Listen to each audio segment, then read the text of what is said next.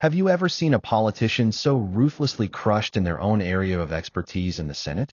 Rubio had 20 years of experience in Latin American politics. Jasmine had 6 months of research.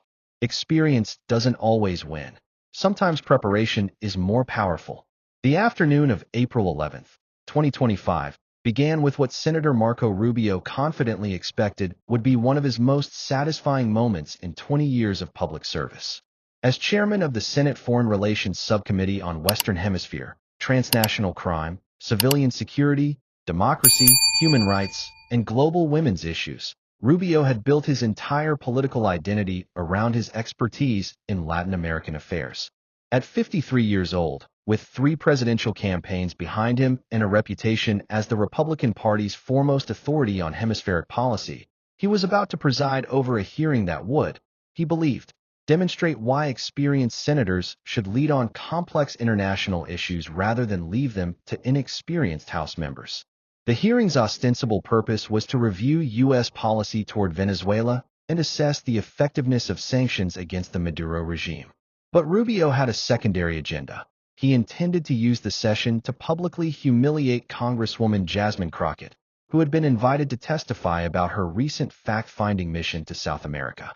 Rubio viewed Jasmine's growing influence on foreign policy matters as an intrusion into his domain, and he had designed this hearing to demonstrate that complex international affairs required the kind of deep expertise that only came from decades of specialized focus. What Rubio didn't know, what he couldn't have imagined, was that Jasmine Crockett had spent the previous 6 months conducting the most comprehensive analysis of U.S. Latin American policy failures in congressional history. She had interviewed 247 current and former diplomats, analyzed 1,847 classified cables obtained through congressional oversight, and compiled a 400-page assessment of American foreign policy mistakes that would soon make Rubio's 20 years of expertise look like amateur political theater. The seeds of this confrontation had been planted in October 2024, when Jasmine had been appointed to serve on the House Foreign Affairs Committee's subcommittee on the Western Hemisphere. Rubio had publicly questioned the appointment, suggesting in a Fox News interview that foreign policy is too important to be left to politicians who prioritize domestic identity politics over international expertise. The comment had been widely interpreted as a racially coded attack on Jasmine's qualifications, and it had motivated her to embark on the most intensive foreign policy education of her career. But Jasmine's preparation had gone far beyond routine briefings and position papers. She had used her congressional oversight authority to access classified State Department communications dating back to 1999, revealing patterns of policy failure and diplomatic incompetence that had been hidden from public view for decades. She had conducted off-the-record interviews with career Foreign Service officers who had grown frustrated with politically motivated policy decisions that ignored regional expertise. Most importantly, she had discovered documentation that would expose Rubio's own role in some of the most catastrophic U.S. foreign policy failures in Latin America.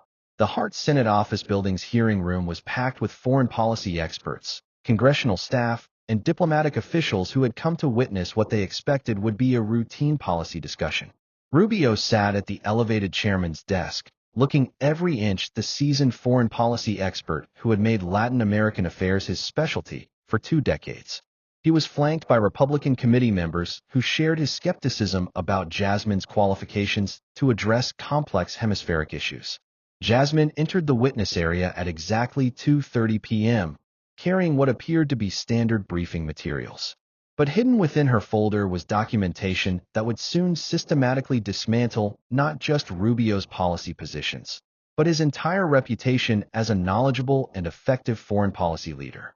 She had spent 186 days preparing for this moment, knowing that Rubio's patronizing attitude toward her qualifications would provide the perfect opportunity to demonstrate what real foreign policy expertise looked like. "Good afternoon, Congresswoman Crockett," Rubio began, his tone carrying the kind of condescending politeness that barely concealed his contempt. "Thank you for joining us today to discuss your recent travels to South America. I'm curious to hear what insight someone with your background might have gained about the complex geopolitical dynamics affecting U.S. interests in the region." The opening was classic Rubio, superficially respectful while containing multiple layers of insult designed to position him as the adult in the conversation, and Jasmine as an inexperienced interloper who was out of her depth. The phrase, "someone with your background," was particularly calculated, suggesting that her domestic policy focus made her unqualified to understand international affairs. Thank you, Chairman Rubio. I appreciate the opportunity to share what I've learned not just from my recent travels, but from 6 months of intensive research into U.S. policy effectiveness in Latin America, Jasmine replied, her voice calm and professional. I think the American people deserve to understand not just what our current policies are, but how successful they've been in achieving their stated objectives.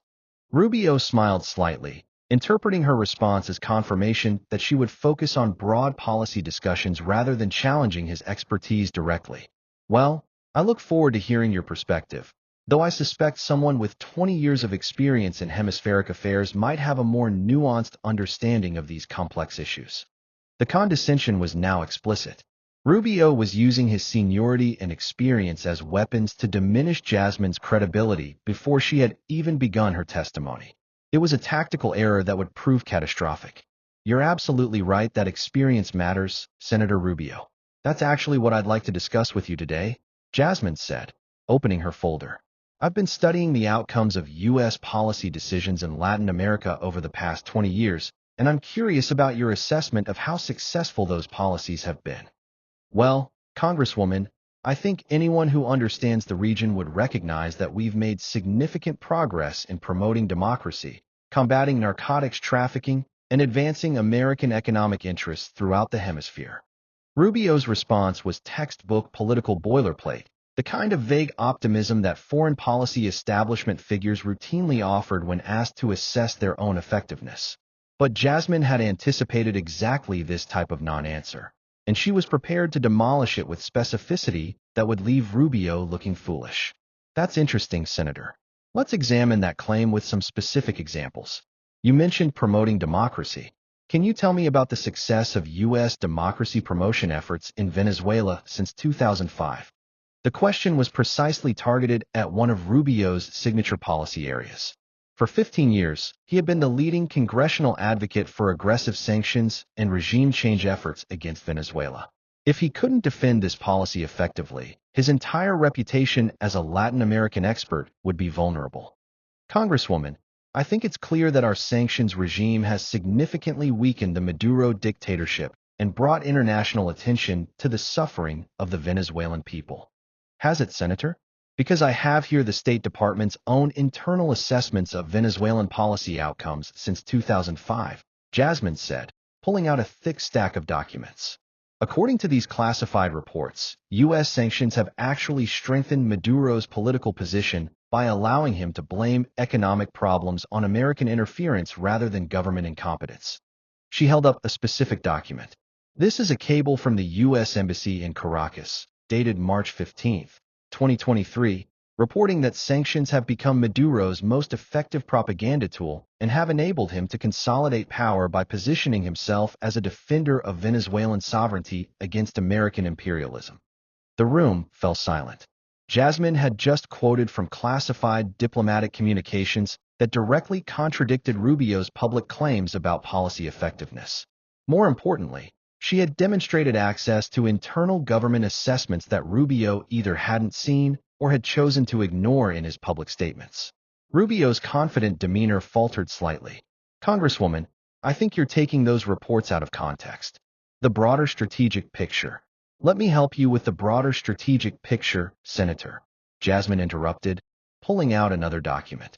This is a comprehensive analysis conducted by the CIA's Latin America desk in January 2025. It concludes that 20 years of U.S. regime change efforts in Venezuela have not only failed to remove Maduro, but have actually strengthened authoritarian tendencies throughout the region by demonstrating American inability to effect political change through economic pressure. The implications were devastating. Jasmine was using the U.S. intelligence community's own assessments to demonstrate that Rubio's signature foreign policy achievements had actually been counterproductive failures. And she was just getting started. But let's talk about something more specific, Senator. You mentioned combating narcotics trafficking. Can you tell me about the success of Plan Colombia and its successor programs in reducing cocaine production and trafficking? Plan Colombia was another area where Rubio had positioned himself as an expert and advocate. For 2 decades, he had supported billions of dollars in military aid and counternarcotics assistance to Colombian and other regional governments. If Jasmine could demonstrate that these programs had also failed, Rubio's credibility would be further undermined.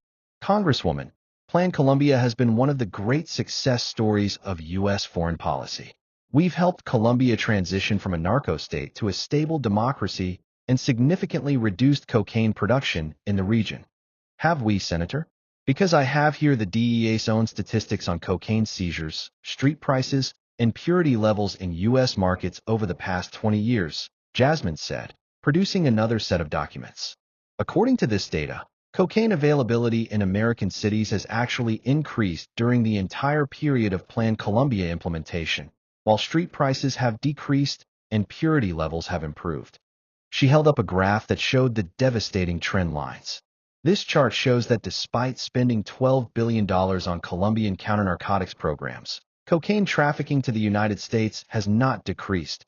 It has become more efficient and more profitable. Rubio was now visibly uncomfortable. Two of his major foreign policy expertise areas had been systematically demolished with government data that he should have known, but apparently hadn't considered. The senators sitting beside him were looking increasingly concerned about where this testimony was heading.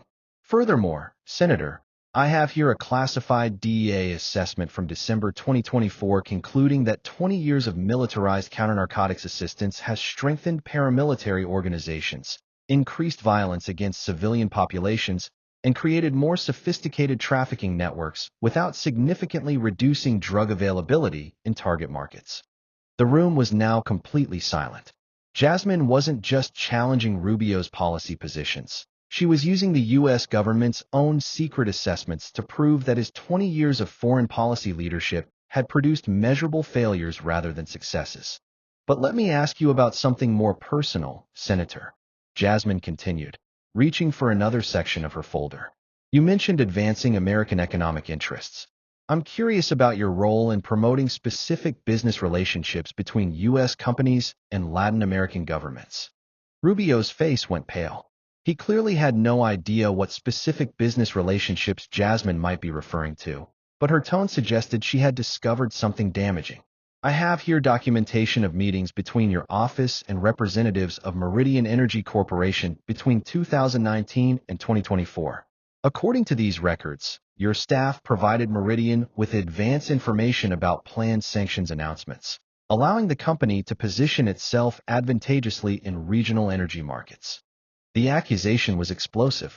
If true, it suggested that Rubio had been using his foreign policy position to provide insider information to private companies, potentially violating ethics rules and undermining the effectiveness of U.S. sanctions. That's completely false, Congresswoman. I have never provided any company with advance information about policy decisions. Senator, I have emails from your foreign policy advisor to Meridian's government relations director, dated September 8, 2023, discussing upcoming policy changes that will create opportunities for positioned companies in the Venezuelan energy sector. Would you like me to read the specific text of those emails? Rubio was now gripping the edge of his desk. The hearing that was supposed to demonstrate his foreign policy expertise was turning into an exposition of his policy failures and potential ethical violations. But here's what I find most concerning, Senator, Jasmine said, moving to what would be her most devastating revelation. You've spent 20 years positioning yourself as an expert on Latin American affairs, but the evidence suggests you've actually been one of the least informed members of Congress on hemispheric issues. She pulled out a final stack of documents. I have here attendance records for classified briefings on Latin American affairs offered to congressional leadership between 2020 and 2024.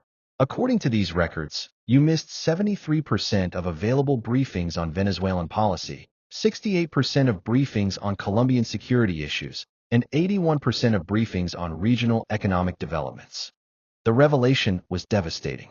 Rubio had built his political identity around Latin American expertise, but official records showed he had consistently skipped the classified briefings that would have provided him with current intelligence and policy analysis. How can you claim to be a regional expert, Senator, when you've missed the majority of opportunities to receive current intelligence about the region you claim to understand? Rubio was now speechless. The systematic destruction of his credibility was complete. Jasmine had used government records, classified assessments, and attendance data to prove that his 20 years of supposed expertise had produced policy failures, ethical questionable behavior, and willful ignorance of current intelligence. Congresswoman. Rubio's voice was barely a whisper. I think there may be some misunderstandings about the context of these documents. There's no misunderstanding, Senator. The context is clear.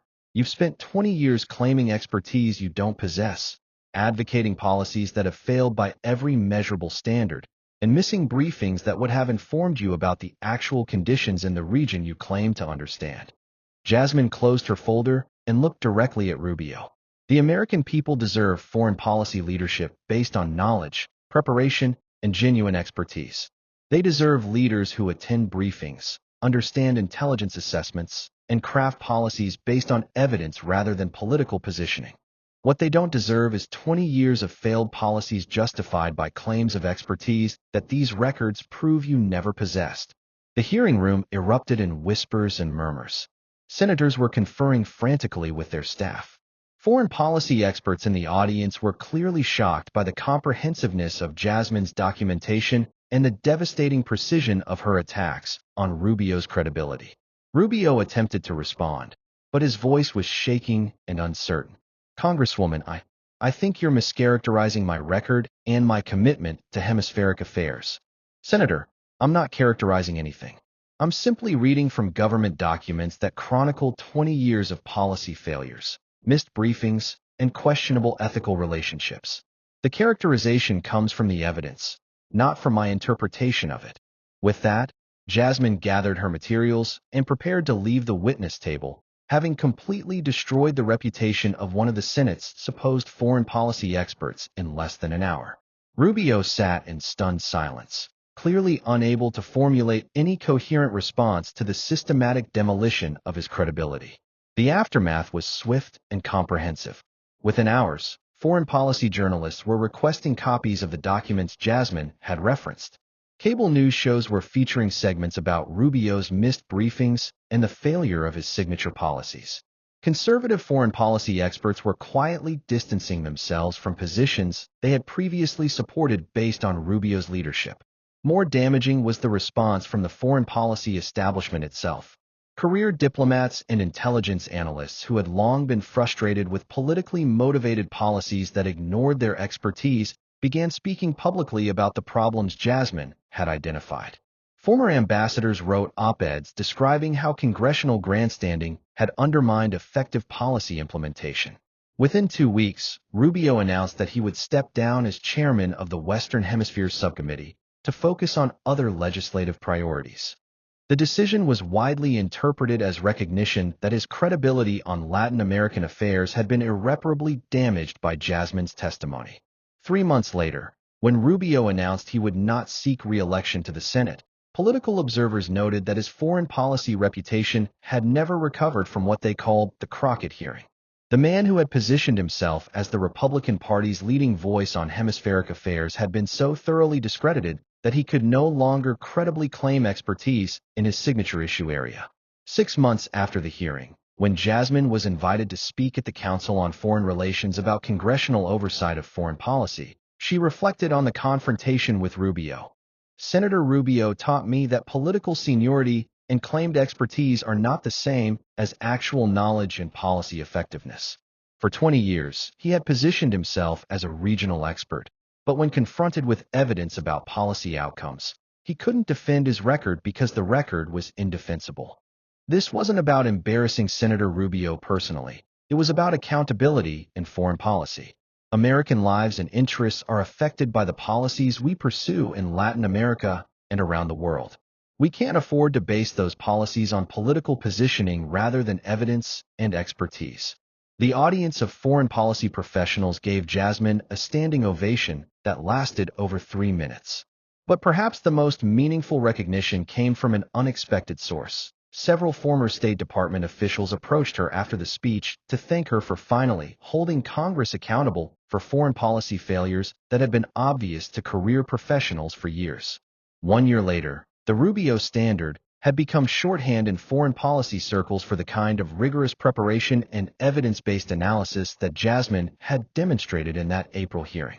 Her approach, using government documents, intelligence assessments, and policy outcomes to evaluate claims of expertise, had become a model for how congressional oversight of foreign policy should be conducted.